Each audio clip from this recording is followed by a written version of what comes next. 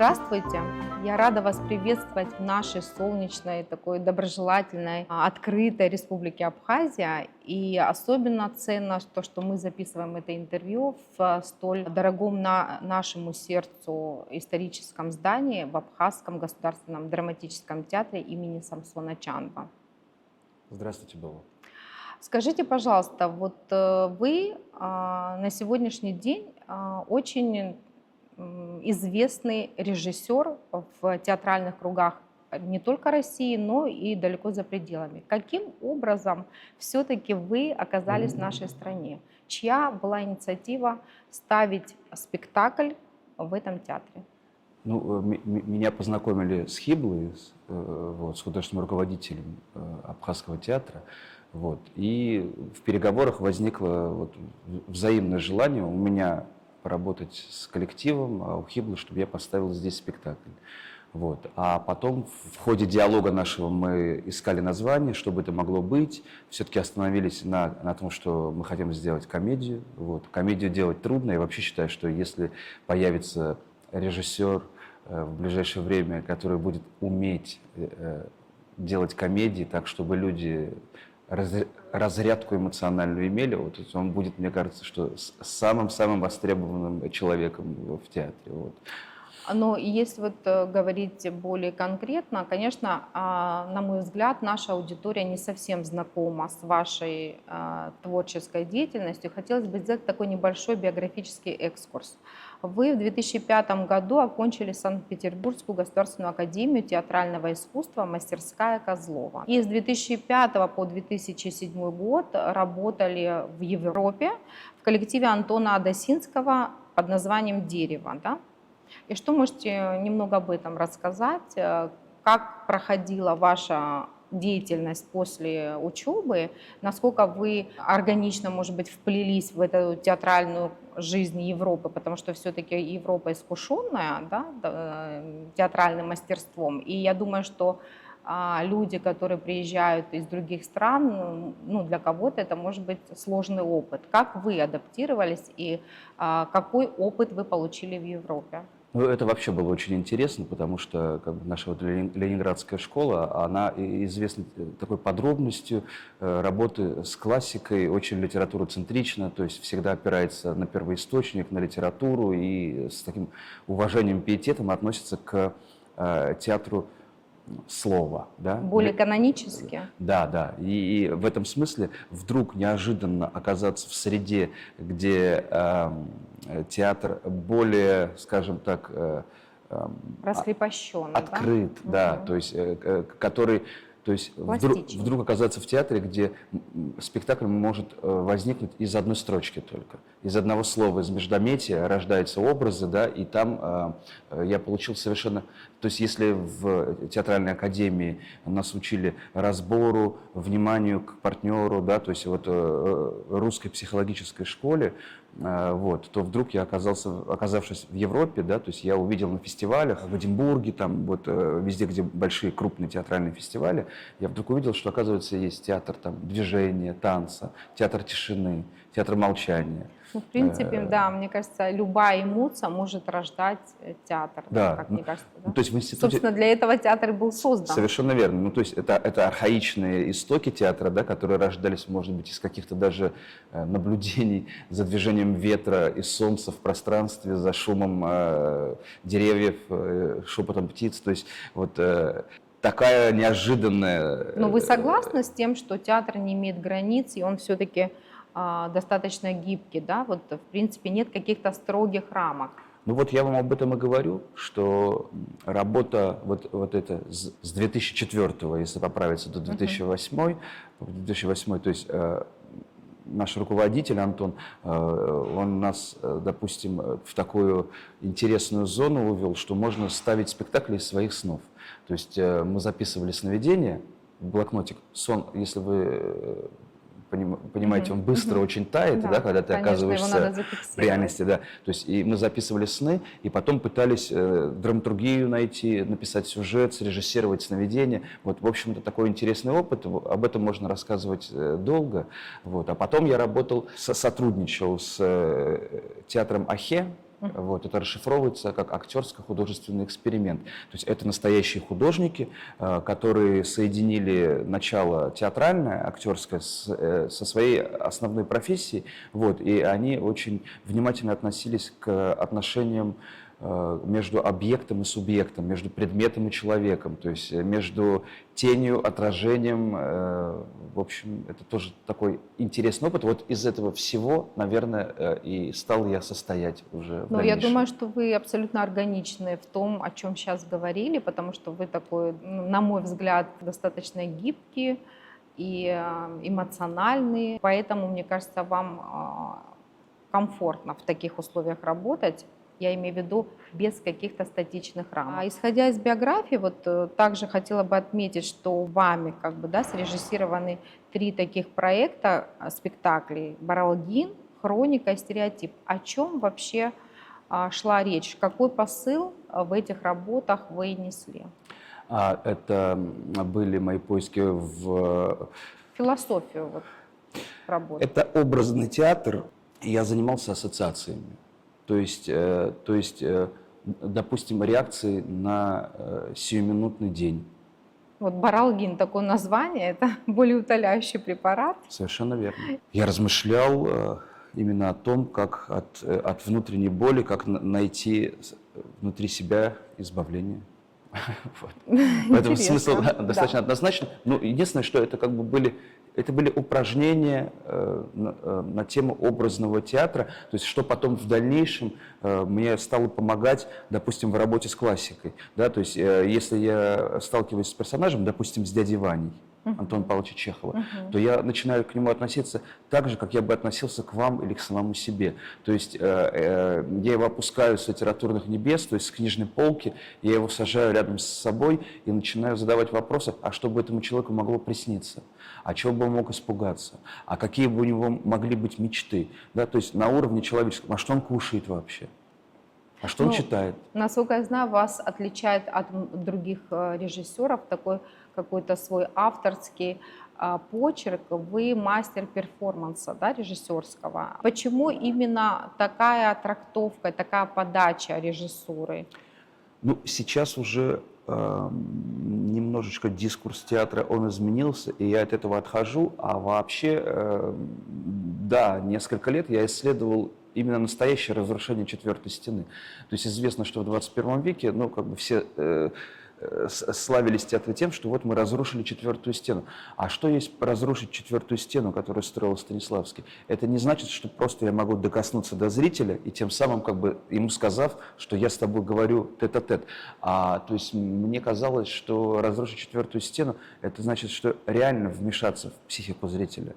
То есть сделать так, чтобы он на самом деле испугался. Или на самом деле засмеялся, но не в интеллекте, то есть оказавшись внутри. Вот. И, конечно, так, я был заинтересован тем, как можно эту четвертую стену истинно разрушить. Это получается, что вы идете вразрез с системой Станиславского, правильно я понимаю? Ну, интересно. Константин Сергеевич, не иду, а искал в этом. Но это все то, о чем мы с вами разговариваем, что театр не имеет границ.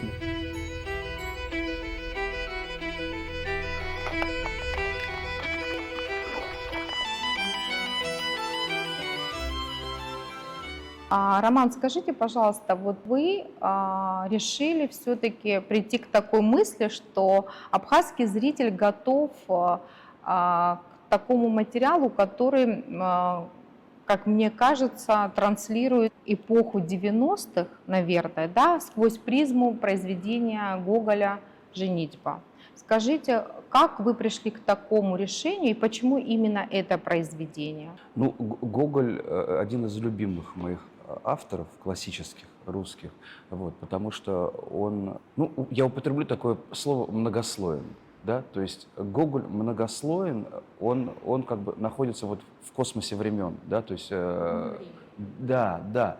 Сюжеты его, они настолько современны, что их можно, ну, вот я, там, если напомнить сюжет там «Ревизора» того же, да, то есть с которым я сталкивался. Применять к любому дважды. временному промежутку, да? Ну да, то есть оказывается так, что разглядывая сюжет Гоголя, как правило, ты замечаешь, что на самом деле это вполне имело бы место быть сегодня, и совершенно так же, это так же смешно, так же иронично и сатирично, как Но и вы было в впервые его вот время. с этим произведением в такой трактовке сталкиваетесь, вот работаете? Конечно. Именно вот здесь, в Абхазии, это будет премьера этого спектакля? Да, то есть когда я беру классическое произведение для работы, для разработки, да, прежде чем его предложить театру, я начинаю размышлять, как бы это можно было, скажем так, к месту и времени, как бы это можно было природнить.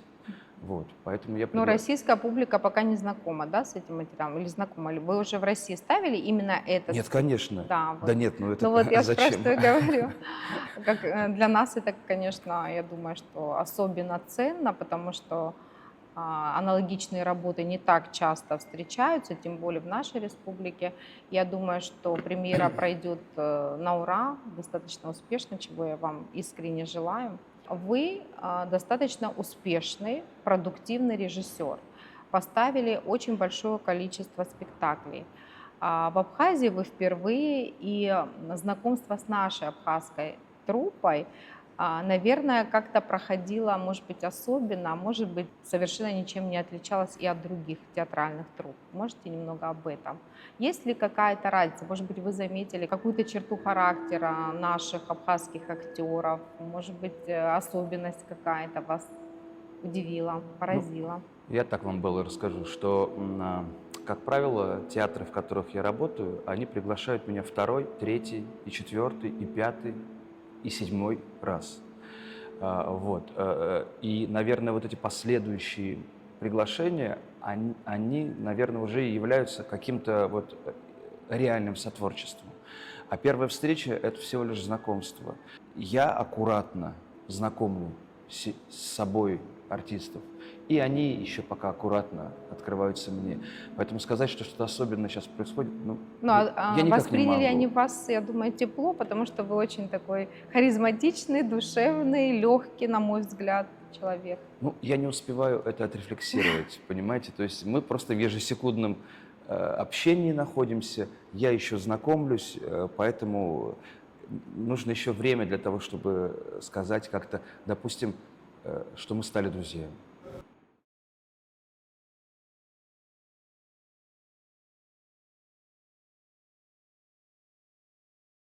Чуть-чуть. Или как? Во, немножко, немножко, да? Так. Пойдешь?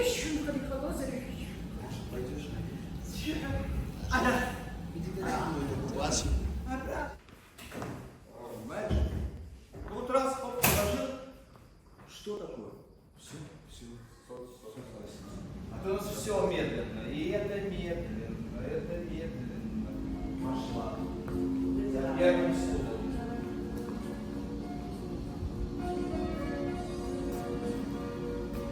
Оставила. Пошла за вторым. Видишь? Вокруг стола только тебе вчера 3 раза сказал, ни разу не сказал. 3 раза сказал, вокруг стола. Себе скромненько с края. Да. Все. И потом уже.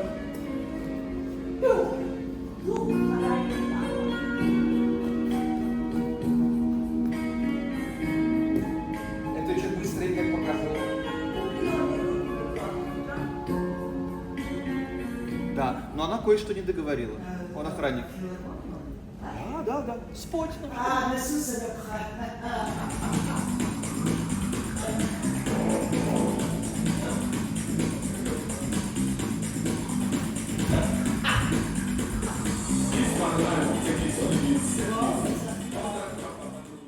На мой взгляд, сейчас, относительно нашей республики, театр обретает такое второе дыхание. И наша публика любит ходить в театр, несмотря на сложности житейские, быть может, вопреки, наверное, в большей степени. Скажите, пожалуйста, все-таки на сегодняшний день Существует ли какая-то конкуренция между кино, театром, и там даже социальными сетями, когда особенно молодежь очень трудно оторвать от телефонов, и как-то их нужно замотивировать ходить в театр? Вот каким образом можно это сделать, чтобы молодое поколение полюбило театр?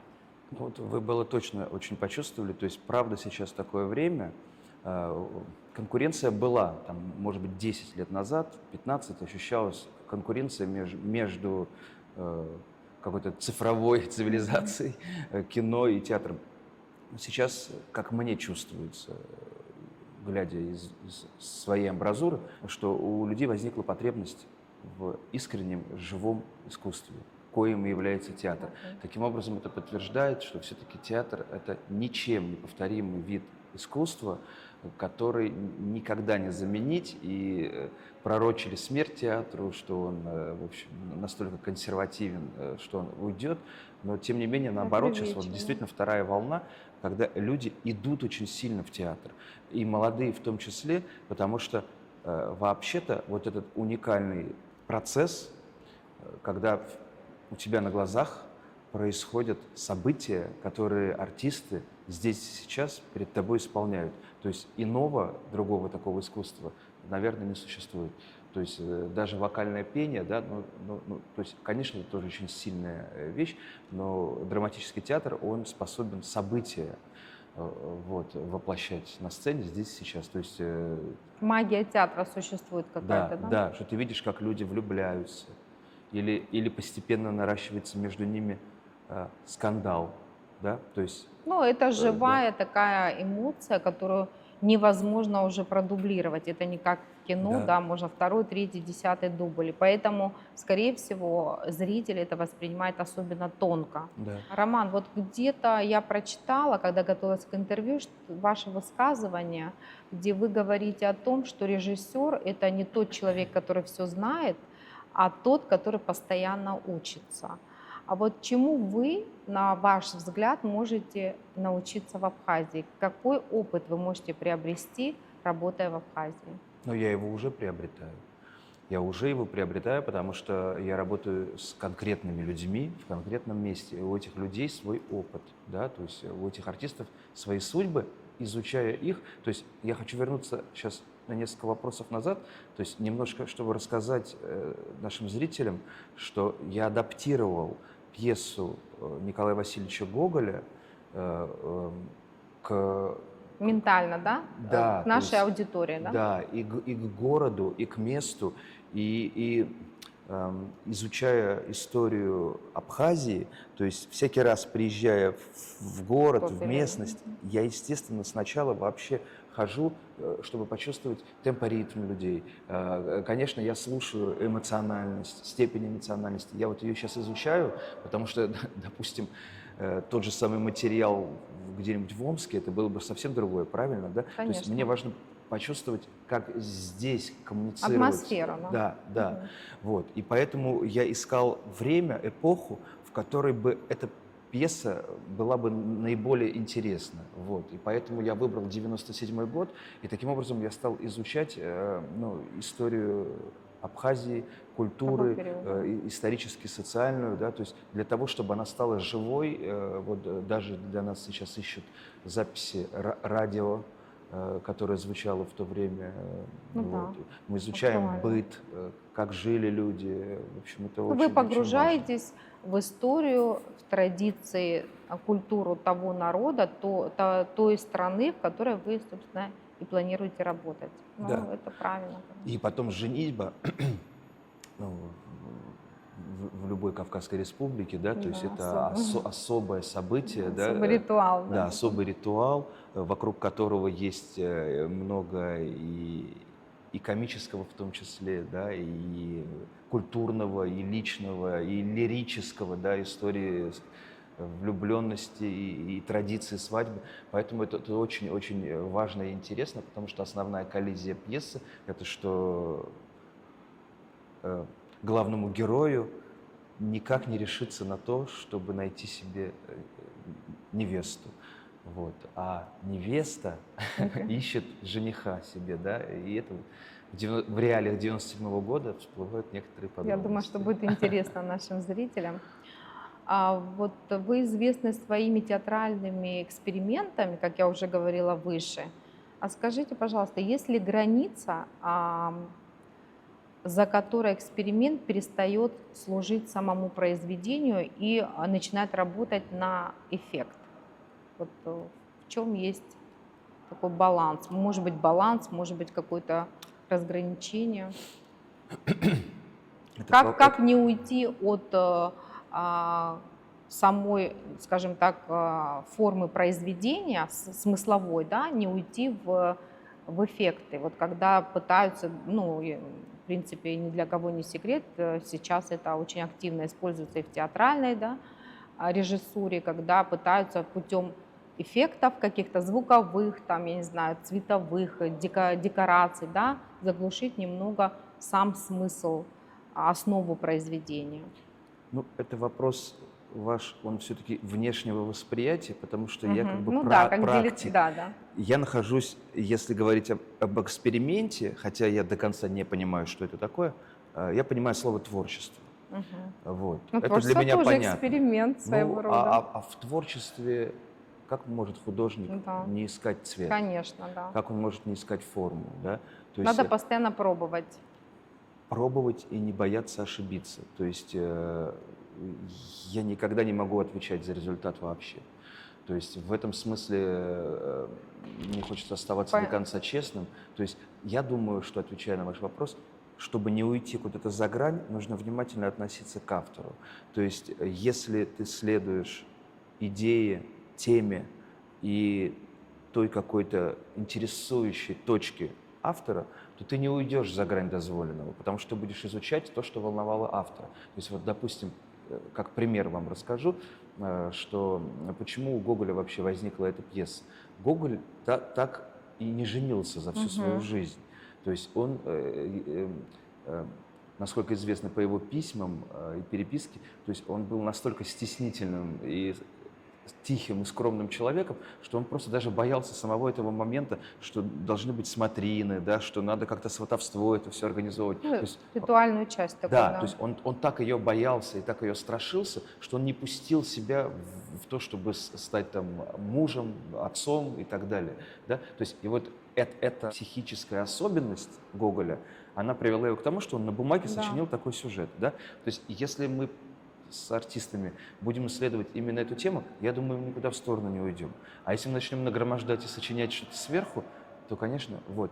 А еще мысли у меня такие, вот если даже сейчас посмотреть на потолок, то вы видите, что для того, чтобы существовал свет, необходима тень. Игра света и тени. Ну, так и во всем. То есть, если мы хотим... Черное-белое, да, инь-янь. Если мы хотим создать свет на сцене, свет в теме, в высказывании, да, если мы хотим привести зрителя к катарсису, то это не сделать без темноты. Противоположности должны. Да, то есть не подчеркнуть свет, если ты тень Да. не рисуешь. Да? Поэтому в связи с этим какие-то границы у художника, они должны быть внутренним этикетом только организованы. Красиво. Вот. А это уже момент воспитания. Еще меня вот как-то затронула одна ваша фраза, которую я тоже прочитала в материалах. Хотелось бы, чтобы вы ее прокомментировали. Я отражаю реальность как форму свободы. Вот как вы можете это прокомментировать для наших зрителей? Это как раз мои размышления 2008 года, то есть, если вы понимаете, прошло 18 лет. То есть я себя вообще тогда ощущал подростком, то есть как я могу? Я, наверное, взрослел, да, то есть я, наверное, пытался самовыразиться, найти себя, да, то есть вообще в театре найти свой почерк, свою тему, о чем я буду говорить, вот. Ну и, собственно говоря, так эта тема и сформулировалась, потому что, ну, и если и попытаться проанализировать там работы последних там 5-7 лет, то они о внутренней свободе все. Даже сейчас вот история женитьбы – это о внутренней свободе. Нельзя заставлять человека делать то, чего он не хочет. Случится что-нибудь. А если вот немного забежать вперед, быть может, вы размышляли уже об этом, поставить какой-то спектакль у нас в стране, но по произведению абхазского автора, того или иного. Обязательно. А какой автор, какое Ну, произведение? вообще-то, когда вот на этапе обсуждений и размышлений, то есть я читал и Фазиля Искандера, и вот книжка стоит и Даура Зантари, то есть я тоже его читал в связи с тем, что он вообще был дружен Избитовым, то есть с большими писателями, жил в Москве, то есть, ну, и от него вообще я узнал о набережной, о месте, где собиралась абхазская Погружение интеллигенция. в всегда. литературу привело вас впоследствии, в абхазскую литературу, Да. привело вас впоследствии Да. в страну. Да, да. Но это у меня всегда Да. так. Вообще Ну погружение да. в литературу меня Это привело здорово. в театр. Я записался в библиотеку, ходил Надо в больше читальный зал. читать. Да, надо больше читать. Соответственно, да. Роман, а вот все-таки состоится премьера в скором времени вашего спектакля по произведению Гоголя, да, «Женитьба». И выходя из театра, зритель испытывает какие-то эмоции, да, и, собственно, для этого он и приходит в театр. Скажите, пожалуйста, на ваш взгляд, какая должна быть фраза, которую тот или иной зритель мог бы озвучить после вашей премьеры? Вот, чтобы вы поняли, что все-таки ваш проект, ваш спектакль удался, что вы добились той цели, которую ставили перед собой. Вообще, как можно понять режиссеру, что его работа была воспринята публикой тепло и правильно, что самое важное? Ну, лично я всегда радуюсь, когда зритель говорит сразу после спектакля, чтобы посмотрел это еще раз. Мгм. Что он хочет вернуться снова и снова и Пережить. пережить Пережить. эту Но эмоцию. это могут быть многообразные аргументы. То есть, допустим, иногда бывает, что такая Молчание, плотность да. ассоциаций, Мгм. что не все зритель успевает в потоке Воспринять, воспринять. да. Мгм. И он Ему надо приходит какое-то иногда даже время. от разочарования, что он Да. пока еще не понял, и ему нужно через месяц еще прийти посмотреть, чтобы убедиться. Ну, в принципе, так часто бывает, и я даже Вот. по себе могу сказать, что я часто пересматриваю те или иные спектакли и все время для себя открываю что-то новое. Вот. А иногда это просто действительно эстетическое удовольствие, когда зритель правда говорит о том, что вот я бы сейчас посмотрел бы еще раз то, Да. что я видел. Ну, наверное, может быть, вот это для режиссера. Хотя, вы знаете, я такой человек, я иногда радуюсь и тому, что зритель покинул мой спектакль. Потому что это тоже честная оценка. согласна. Если это вызывает... Хотя неэтично выходить Почему? из зала во время Вот я действия. повторюсь, я такой человек, я радуюсь. То есть, если мой спектакль вызвал реальное желание остановить просмотр, то это тоже прекрасно, потому что значит, что у человека это вызвало чувство. Такую, Да. негативную. Вот. Хотя и в тот же момент расстраивает, скажем так, разрушенные ожидания, потому что не стоит по-настоящему любителю театра чего-то ожидать. То есть нужно уметь освобождаться и входить все-таки во встречу того, что это делают люди, которые, наверное, не такие, как вы. И то есть это может вызывать конфликт, что ух ты, а я ожидал другого. Но как же вы могли ожидать, если это делаете не вы, а кто-то другой? То есть не надо ожидать. Ну да. Вы, наверное, не можете не согласиться со мной, что жизнь все-таки как сложна, так и по-своему интересна, да, она многогранна. И тем не менее она быстротечна. И что, на ваш взгляд, театр может дать сегодня? Вот какую эмоцию, какой посыл? Вообще вот насколько театральное искусство в нынешних реалиях может повлиять на душевную составляющую зрителя? Какова роль театра сейчас? Ой, какой сложный вопрос вы задаете. То есть театр – живая институция, то есть она бесконечно переживает тоже какие-то изменения. Да? То есть в одно время учился я еще практически на стыке советского времени, когда нас учили педагоги советские, да, у которых звучали там слова такие как «Гражданская позиция», да, там, и так далее. Да, то есть потом я оказался в другом театре, нулевых. Уже другая Да, тема. следом страна перешла на форму экономики, когда театр стал обслуживающим таким органом. Мы развлекали по вечерам людей, кто мог позволить купить себе билеты, да, то есть и я стал видеть очень много расслабленных Это тел. тоже часть жизни, в Ну, принципе, это, собственно. я вам просто говорю, Трансформация. трансформация театра. И сейчас мы снова приходим к чему-то другому, но если говорить о себе лично, опять-таки, я говорю только свою, и ни в коем случае не навязываю эту позицию кому бы то ни было, что я считаю, что все-таки театр — это такой институт, который является хранилищем истории, литературы, этики и эстетики. Вот как минимум вот этих 4 вещей. Именно поэтому я так подхожу к пьесе, что, приехав в республику, то есть я обязан изучить, где я нахожусь, в каком месте, какие здесь традиции, какая культура. Естественно, наверняка не все режиссеры так делают. То есть можно было бы просто Конечно. поставить Николая Васильевича Гоголя, Да, и улыбнуться уехать. и поехать Да, домой. да. Да? То есть, но в связи с тем, что я должен чему-то научиться, я должен что-то в себя новое вложить, чтобы стать немножко лучше человеком, чем я был, когда приехал.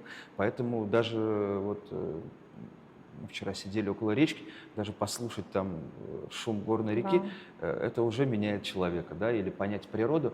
Вот я снова готовился к репетиции, я читаю, я понимаю, то есть Николай Васильевич-то, он-то пишет, что это в Петербурге, А вы в вот, Сухуми? а у нас это, да, а у нас это в Сухуми, и поэтому это другое солнце из окна светит. Это значит другое настроение, когда человек просыпается. Это не север, воздух, да, да. то есть это другой воздух. И все это- иначе воспринимается. и другая конечно. женитьба получается. Да, что- согласна. да, Другой вот, микс, да. коктейль другой. да. Поэтому театр это вот это хранилище, на мой взгляд. То есть так, чтобы я вот запечатываю туда вот эти какие-то этические интересные нормы, вот, которые там останутся, и зритель, наверное, придет и должен поразмышлять вот, о том, что даже вот, допустим, наш артист Кисоу, уважаемый Как человек, зовут? да, то есть он когда вслух стал размышлять на одной из репетиций о том, что он говорит: ух ты, а у меня, говорит, в деревне есть такой человек, у которого нет Прототип какой-то, да, да, нет может семьи. быть, да. Я говорю, у него спрашиваю, а почему ты не женишься, тебе уже столько лет, то есть надо же уже как-то создавать семью, да? Вот он говорит, я не знаю, я боюсь. Вот. Поэтому я так порадовался, что он мне это рассказал, что это имеет место быть в Да, нашей конечно, жизни, да. и это нормально. Значит, о таком человеке можно рассказывать. Вот. Роман, а когда, на ваш взгляд, искусство становится бессмертным? Ну, в контексте театра, можно сказать. А вы знаете, в искусстве театра этого и нет. Вот оно этим отличается. Потому что действительно кино, оно запечатлевает, фиксирует, да, и мы можем всегда включить и Одну и заново ту же понять. форму, да? Да, а вот, допустим, Михаил Казаков говорил, что театр — это следы на песке. То есть мы потоптались на берегу, волна пришла, новые люди Всё. пришли. То есть поэтому, как бы вот когда театроведение читаешь, там, советское какое-нибудь или даже довоенное, ты не можешь ощутить, каким был театр, и ты не можешь эти голоса, вот, то есть театр, он быстро устаревает, очень быстро, потому что он очень живой. Но вот артист, который сыграл сегодня Гамлета, Да. ему через 5 лет уже будет на 5 лет больше. То есть, или Ромео, ну то есть и девочка Джульетту уже не сыграет в 40. Да, ну, Да? конечно. То есть, поэтому театр — это очень живое Организм, искусство, и в нем нет фиксации.